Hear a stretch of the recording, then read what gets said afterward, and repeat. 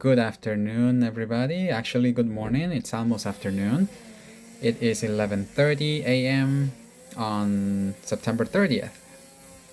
And I want to talk about full moon fasting.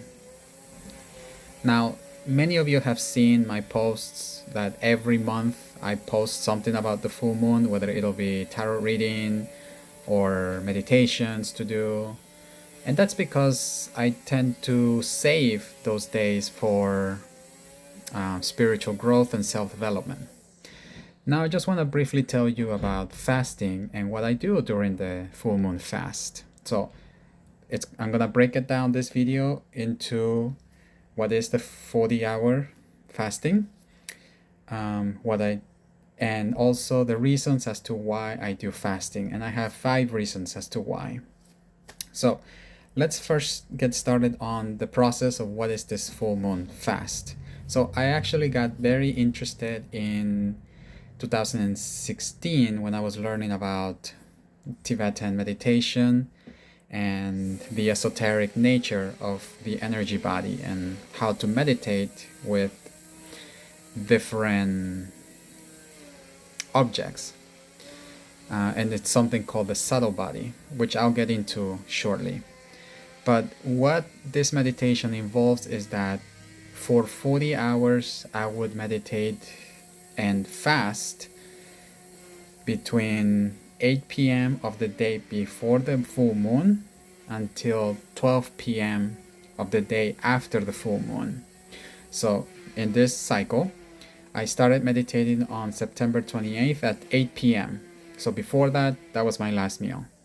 And then during that time until 12 o'clock, in basically about 30 minutes, I will start ingesting solids again. Now, the fasting, and I like to do it with only water, maybe teas, and if they were teas, hot, but definitely nothing with caffeine, and unless green tea is in the blend, because green tea isn't just caffeinated, it also has L-theanine and other antioxidant properties. However, with green tea, if you have too much of it, you can also have those astringent tannins components into your digestive system, and they can like shrink and remove fluids, and sometimes you can get a little cramp out of that. So green tea is not exactly discouraged for fasting, but be aware when you have an empty stomach, it can cause that. Now, what are the reasons for fasting? So I'm gonna give you my 5 reasons, and I'm gonna give you some background in it. So the first reason is evidence-based, and this is something you can look up online, you can learn yourself. Fasting improves insulin sensitivity and also provides a time of healing and repair in the body a lot faster than as if you were not fasting. Now, we see this in the animal world. When animals get wounded, some of them decide not to eat at all or eat very little, and their healing is going to be accelerated from doing that. So insulin sensitivity is an issue that many people today have, and that means that we eat too much. We have a mentality that you have to eat every time, every day, 3 times a day, or you're gonna starve to death. I think it's a traumatic acceptance or hereditary trauma that we've accepted from our ancestors who came probably from poor situations or poor conditions, that they didn't have much to eat. But today's day and age, the average person has enough to eat and more. So we have to be aware of how much we are over consuming in that. So fasting provides that little break from overconsumption, and you'll understand and you'll feel the differences with that. So again, I invite you to look into the evidence of fasting, and you'll see that you'll be able to try it yourself. Now, I'm not saying to go and do the fasting that I'm doing. I'm saying to talk to a nutritionist, talk to a naturopathic doctor like myself, and figure out which fasting is best for you. Maybe you could do just a soup fast, you could do a juice fast, or you could do a vegetable fast, or just water fast. Again, you have to understand your body, and the nutritionist or the naturopath will help you provide those nutrients as you're going through the process and your goals. Okay, number one. Number two, this isn't exactly evidence-based, but there are more anecdotal and also part of our philosophy in naturopathic medicine, which is all diseases stem from the digestive tract. And in naturopathic medicine, we are encouraged to give the digestive system a break. And because we're very specialized in digestive issues, we tend to understand and provide the nutrients that the digestive tract needs in order to heal before we proceed into a healthy diet, for example. So if you provide the digestive system a break, when was the last time you gave your digestive system a break? Like, can you actually think of a time when you didn't eat anything for maybe 10 hours, 16 hours, or a whole day? Now again, this doesn't apply if you have been homeless, have been in situations that are in a way traumatic and very emotionally stressed. But in a day-to-day basis, by choice, how long have you gone without eating? And that's the idea, is that when you give your digestive system a break, you're going to be able to understand and feel the differences in your gut. You're going to have more sensitivity. You're going to feel like food tastes better. Give the chance for the digestive tract to heal. But roughly give your body at least every 6 months a period of fasting. Okay? So that's the naturopathic philosophy, and some religions might agree with that. Perhaps they'll talk about the spiritual connection with the supernatural, which I'm gonna get to. But number three, third reason why I fast is to train my mind, to provide discipline. Just like you would do a sport and you learn the habit of doing a sport again and again until you get better and better and better and better, the same goes with fasting or changing your diet. You have to try it. You have to be mentally powerful to do that. Now, mental discipline for myself, fasting obviously is just once every month, but I've learned a lot of that. And obviously it helps me motivate myself when I have to do something maybe more difficult later in life. So the mental discipline does help a lot in fasting, and my experience with the mental discipline is that I've learned the difference between hunger and appetite. So it's very different, and you probably know the difference between hunger and appetite. Hunger being like you actually need food, and appetite just means that your mind wants the food because of the triggers, the smell, the taste, sometimes even the hearing of it, or the sight. So your five senses trigger your mind to want something, and that's called appetite. But when you actually have hunger and your body needs something, that's hunger. So I learned to distinguish both. So when I'm not fasting, I know not to overeat or overconsume.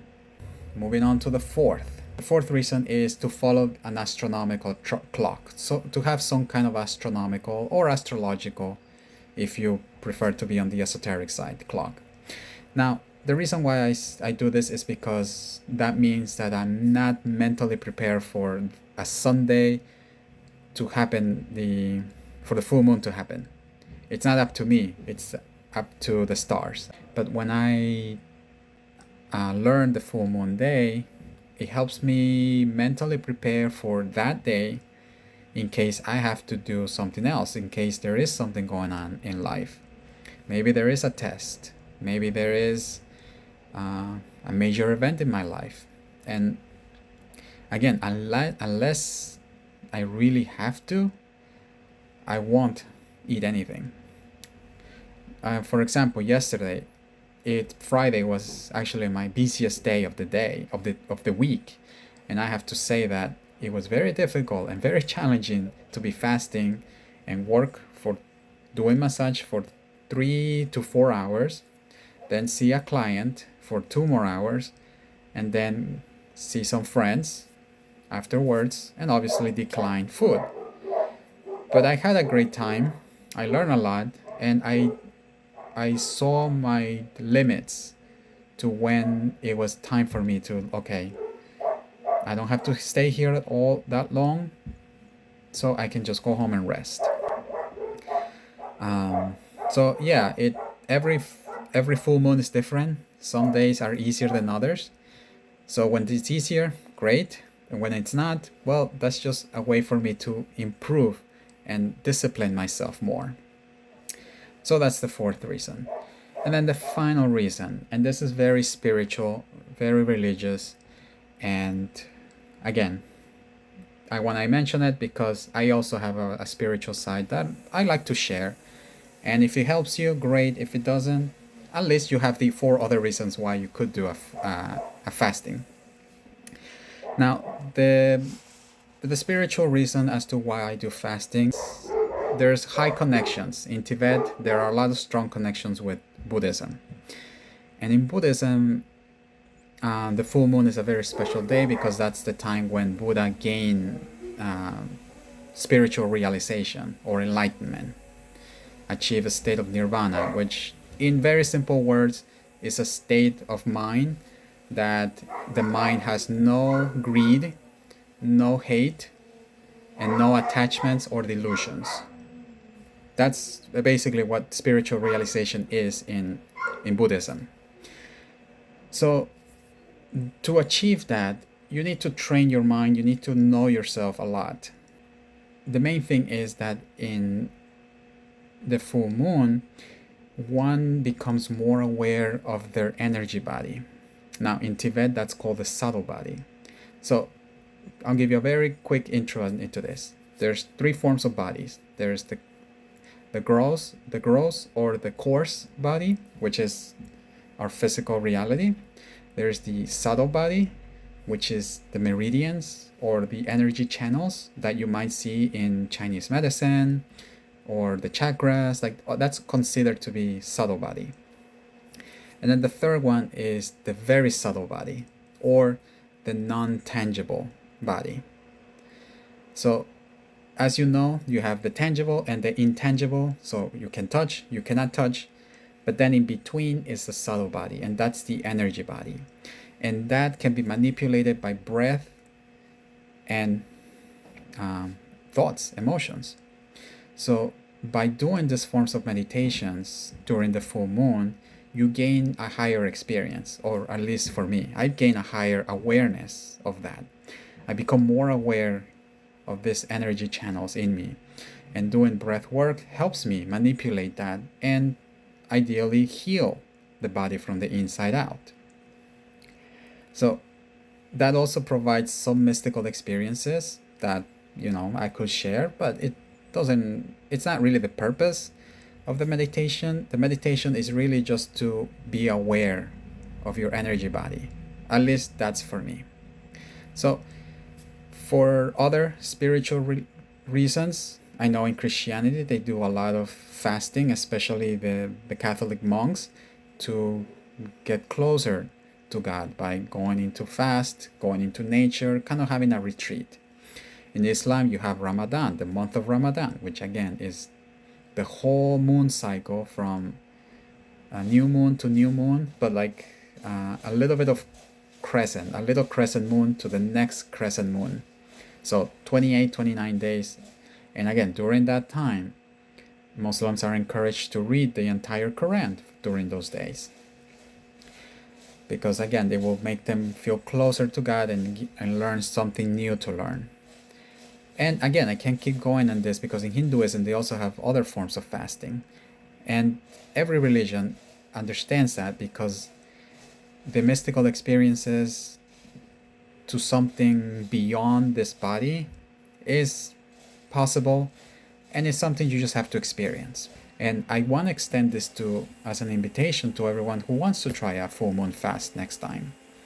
And again, full moon fasting is only for those 40 hours. During those 40 hours, you can do what you want. The only thing is just make sure that you are disciplined to consume just what you want, that you are willing to consume.